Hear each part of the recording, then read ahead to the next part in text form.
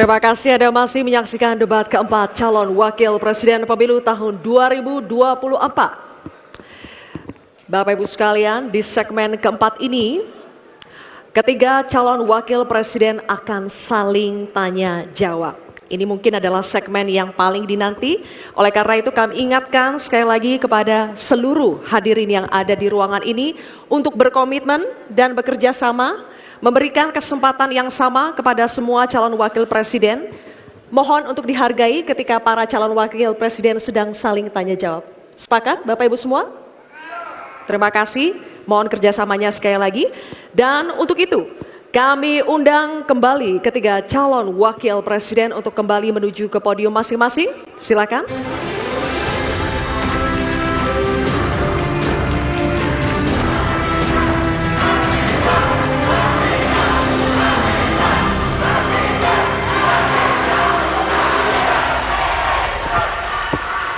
Baik, Bapak-bapak, cukup.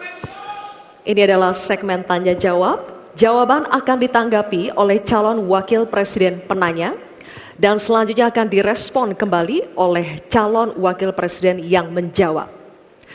Sebelumnya, kepada para calon wakil presiden, kami informasikan kembali untuk melakukan tanya jawab sesuai dengan tema debat pada malam hari ini, yakni pembangunan berkelanjutan dan lingkungan hidup, sumber daya alam dan energi, pangan, agraria, masyarakat adat, dan desa.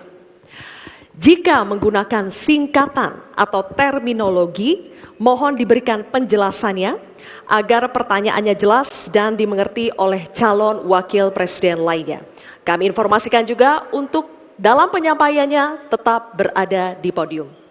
Ya, dan pada segmen ini, kesempatan pertama akan kami berikan kepada calon wakil presiden nomor urut 1, Bapak Muhaimin Iskandar, untuk bertanya kepada calon wakil presiden nomor urut 2, Bapak Gibran Rakabuming Raka. Bapak Muhaimin, waktunya 1 menit dimulai saat Bapak berbicara. Silakan. Terima kasih. Pak Gibran, Indonesia ini terdiri dari berbagai bioregional, di mana kita harus betul-betul mengerti agar pembangunan kita tepat sasaran dan bisa tumbuh dengan baik.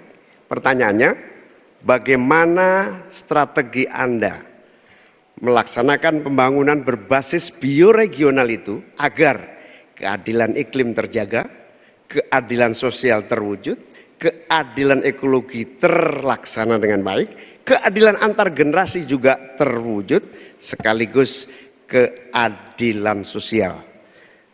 Mohon dijelaskan. Waktunya masih ada 17 menit. Apakah akan dipergunakan? 17 detik. Cukup. 17 detik maksud kami? Cukup. Cukup Pak Muhaimin, baik.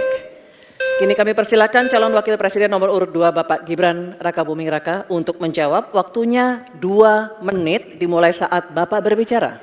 Silakan. Gus Muhaimin ini lucu ya. Menanyakan masalah lingkungan hidup, tapi itu kok pakai botol-botol plastik itu. Padahal saya, Pak Ganjar, Prof Mahfud pakai botol kaca. Itu gimana itu komitmennya? Botol plastik semua itu. Tapi nggak apa-apa. Kita kembali lagi ke topik ya. Intinya di sini kita sudah berkomitmen untuk yang namanya pembangunan tidak boleh lagi Jawa sentris. Harus mulai Indonesia sentris. Kemarin Gus Muhaimin menolak IKN, tidak apa-apa, akan kita lanjutkan dan akan kita perkuat IKN itu. Sekali lagi, yang namanya pembangunan yang masif harus memperhatikan aspek lingkungan, sosial, dan keberlanjutannya.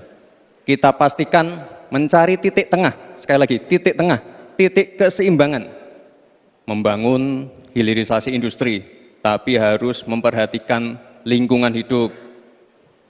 Menggenjot produktivitas para petani, sektor maritim, tapi juga harus menjaga keseimbangan alam. Pastikan sekali lagi AMDAL, analisa lingkungan, sustainability report bisa tersajikan dengan baik dan pastikan menggandeng pengusaha-pengusaha lokal, UMKM lokal. Jadi tidak besar sendiri tapi ikut membesarkan yang lain. Intinya adalah anggaran ini dipakai untuk kesejahteraan rakyat, pemerataan pembangunan itu penting. Dan sekali lagi, pembangunan yang masif harus memperhatikan sisi-sisi lingkungan hidup. Karena sekali lagi, yang namanya bencana kekeringan, banjir, kenaikan air laut, ini ancamannya sudah ada di depan mata. Dan ini adalah ancaman yang sangat nyata. Terima kasih. Baik, ini kami persilakan. Nanti ada waktunya. Nanti ada waktunya. Cukup. Cukup. Kami persilakan calon wakil presiden nomor urut 1 Bapak Muhaimin Iskandar untuk menanggapi. Waktunya 1 menit Bapak di saat berbicara akan dimulai. Silakan. Pertanyaan saya tidak terjawab sama sekali. Karena di undang-undang kita juga dinyatakan bahwa potensi bioregional kita itu adalah bahwa wilayah nasional kita itu bukan terbagi bukan saja sekedar karena politik dan administrasi, tetapi ekosistem lingkungannya ada, sekaligus juga komunitas masyarakat yang tumbuh juga menjadi pertimbangan. Sehingga Papua misalnya, jangan pernah salah dalam membangun Papua. Papua harus berbasis pemerataan dan keadilan yang sempurna. Maluku misalnya, dengan kekuatan maritimnya, Maluku menjadi bioregional untuk pengembangan ekonomi kelautan dan perikanan. Jawa misalnya, keberlanjutan pembangunan yang menumbuhkan potensi ekonomi secara pertumbuhan. Baik, waktunya habis Pak Muhaimin. Kami persilakan calon wakil presiden nomor urut 2 Bapak Gibran Rakabuming Raka untuk merespon tanggapan dari Bapak Muhaimin Iskandar. Waktunya 1 menit. Kami persilakan. Loh, katanya tidak menjawab pertanyaan, tapi Gus Muhaimin malah ngomongin pemerataan pembangunan. Itu kan tadi yang saya omongin, Gus. Pemerataan pembangunan yang tidak lagi Jawa sentris, harus Indonesia sentris. Pembangunan IKN sebagai simbol transformasi pembangunan Indonesia, Papua, dan lain-lain. Itu kan tadi udah saya jawab. Intinya sekali lagi, pembangunan tidak boleh lagi Jawa sentris, harus lebih memperhatikan masyarakat terutama yang ada di luar Jawa, biar bisa merasakan akses konektivitas yang lebih baik lagi, menurunkan inflasi, menurunkan Gini rasio, meningkatkan peluang kerja, menumbuhkan titik pertumbuhan ekonomi baru. Itu tadi kan udah saya jawab, Gus. Mungkin Gus Muhaimin juga tidak paham dengan pertanyaan yang diberikan ke saya. Mungkin itu kan dapat contekan itu dari Pak Tom Lembong mungkin ya. Terima kasih. Masih ada waktu, Pak Gibran, cukup? Tenang. Tenang. Cukup. Bisa kami minta kerjasamanya? Baik, baru saja kita simak bersama calon wakil presiden nomor urut 1 dan 2 saling bertanya jawab. Selanjutnya, calon wakil presiden nomor urut 2 Bapak Gibran Rakabuming Raka bertanya ke calon wakil presiden nomor urut 3 Bapak Mahfud MD. Bapak Gibran, waktu Anda 1 menit dimulai saat Bapak berbicara. Silakan. Bagaimana cara mengatasi greenflation? Terima kasih. Masih ada waktu, Bapak Gibran. Aturan istilah Kami sampaikan kembali terminologi atau singkatan, mohon untuk Baik. dijelaskan. Enggak, tunggu. Silakan dilanjutkan. Masih ada waktu. Ini tadi tidak saya jelaskan karena kan beliau kan seorang profesor. Sesuai dengan Oke, aturan. greenflation adalah inflasi hijau. Sesimpel itu. Waktunya masih ada, Bapak Gibran, cukup? Kami persilakan kepada calon wakil presiden nomor urut 3 Bapak Mahfud MD untuk menjawab. Waktu Bapak 2 menit. Silakan. Baik, untuk mengatasi inflasi hijau. Apa sih inflasi hijau? Itu kan ekonomi hijau. Ekonomi hijau itu adalah ekonomi sirkuler.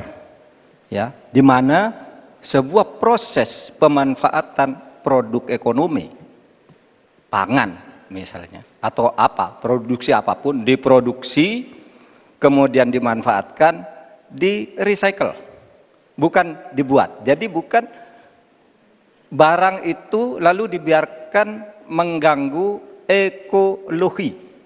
Nah, Saya punya cerita. Kalau bicara soal recycle seperti ekonomi hijau, saya merasa berbangga sebagai orang Madura. Karena orang Madura itu yang pertama dulu mempelopori ekonomi hijau, ekonomi sirkuler. Di mana orang Madura itu tuh yang memunguti sampah-sampah, menguti plastik-plastik lalu diolah. Sehingga sebenarnya ekonomi sirkuler itu sudah menjadi kesadaran masyarakat. Nah, oleh sebab itu kalau untuk mengatasi inflasi itu tentu yang paling gampang kan kebijakan-kebijakan. Diatur saja jatahnya. Di sini kan harus ada data. Kecenderungannya di sini begini, kebijakannya harus begini. Kecenderungannya di sini begini, kebijakannya harus begini. Nah, itulah yang kita pahami tentang ekonomi hijau, ya, inflasi hijau dan sebagainya dan sebagainya. Nah, saudara, banyak hal yang harus kita lakukan. Karena misalnya ya, ukuran kemajuan ekonomi kita selalu diukur dari sekitar 5 hal.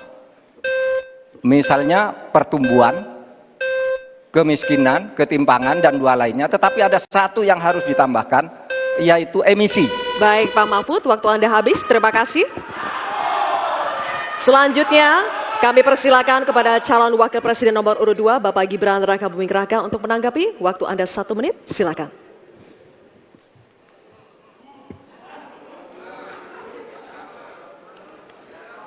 Saya lagi nyari jawabannya Prof. Mahfud. Saya nyari-nyari di mana ini jawabannya. Kok nggak ketemu jawabannya? Saya tanya masalah inflasi hijau kok malah menjelaskan ekonomi hijau. Prof. Mahfud, yang namanya greenflation atau inflasi hijau itu ya kita kasih contoh yang simpel aja. Demo rompi kuning di Perancis. Bahaya sekali. Sudah memakan korban. Ya, ini harus kita antisipasi, jangan sampai terjadi di Indonesia. Kita belajar dari negara maju. Negara maju aja masih ada tantangan-tantangannya. Intinya transisi menuju energi hijau itu harus super hati-hati. Jangan sampai malah membebankan R&D yang mahal, proses transisi yang mahal ini kepada masyarakat, pada rakyat kecil. Itu maksud saya inflasi hijau, Prof. Mahfud. Terima kasih. Masih ada waktu Pak Gibran? Cukup? Baik. Terima kasih. Kita lanjutkan dulu. Nanti akan ada waktunya untuk memberikan support. Kita lanjutkan dulu, Bapak Ibu. Terima kasih. Kita teruskan ya. Kami persilakan calon wakil presiden nomor urut 3, Bapak Mahfud MD untuk merespon tanggapan dari Bapak Gibran Rakabuming Raka. Waktu Bapak 1 menit dimulai ketika Bapak berbicara. Silakan. Saya juga ingin mencari itu jawabannya ngawur juga itu. Gila ini. Ngarang-ngarang ndak karuan, mengkaitkan dengan sesuatu yang tidak ada, gitu ya. Begini loh, kalau akademis itu gampangnya kalau bertanya yang kayak gitu-gitu tuh recehan, gitu. Recehan. Oleh sebab itu tidak layak dijawab menurut saya. Dan oleh sebab itu saya kembalikan saja ke moderator. Ini tidak layak dijawab pertanyaan kayak gini. Tidak ada ini jawabannya. Terima kasih. Cukup buat Pak Mahfud? Masih ada waktu Bapak? Saya kembalikan. Cukup ya? Baik. Saya kembalikan. Tidak ada gunanya menjawab. Ya. Baik. Bapak Ibu, demikianlah tadi interaksi tanya jawab antara calon wakil presiden nomor urut 2 dengan calon wakil presiden nomor urut 3. Terima kasih. Baik, Bapak Ibu, kita lanjutkan ya sesinya. Kita selesaikan dulu. Kali ini giliran calon wakil presiden nomor urut 3 dan nomor urut 1 untuk saling bertanya jawab. Diawali dengan calon wakil presiden nomor urut 3, Bapak Mahfud MD. Untuk bertanya kepada cawapres nomor urut 1, Bapak Muhaimin Iskandar. Waktunya 1 menit, Pak Mahfud, dimulai dari saat Bapak berbicara. Silakan. Ya, Pak Muhaimin, calon wakil presiden yang terhormat. Pada tahun 2014 kita berada di posisi yang berbeda. Saya menjadi ketua timnya Pak Prabowo, Pak Muhaimin di timnya Pak Jokowi waktu itu. Ada pertanyaan dari Pak Jokowi pada tanggal 5 Juli 2014 kepada Pak Prabowo. Pertanyaannya begini, Pak Prabowo, saat ini kita dihadapkan dengan bencana ekologis yang salah satunya disebabkan oleh kerusakan hutan. Laju penggundulan hutan di negara kita tertinggi di dunia. Nah, saat ini situasinya sama dengan tahun 2014 seperti yang kita diskusikan sejak tadi. Apakah Pak Muhaimin setuju bahwa kita telah gagal menghentikan kerusakan hutan dan juga food estate sesuai dengan penilaian Walhi dan Greenpeace? Waktunya habis. Selesai. Terima kasih. Kami persilakan calon wakil presiden nomor urut 1, Bapak Muhaimin Iskandar, untuk menjawab.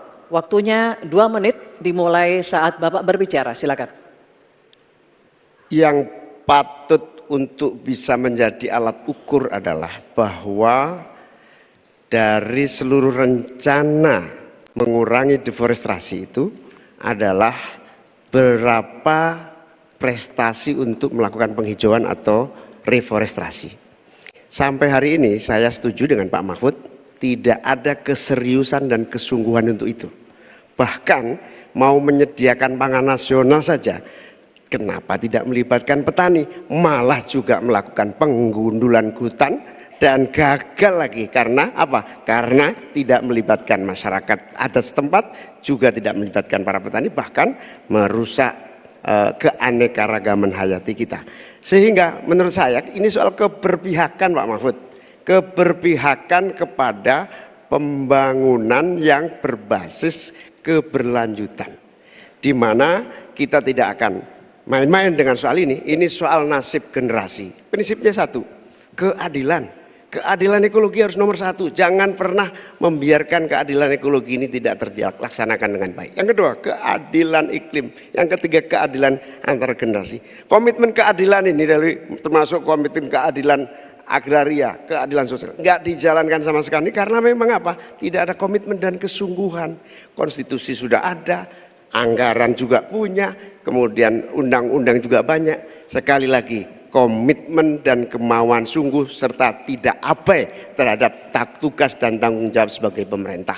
Oleh karena itu nanti kalau amin dipercaya, insya Allah yang paling pokok adalah kesungguhan, komitmen untuk melaksanakan konstitusi dengan sungguh-sungguh, berpihak kepada rakyat dan lingkungan, bukan berpihak kepada investor ataupun pengusaha. Waktunya masih cukup, Pak Muhaimin. Baik.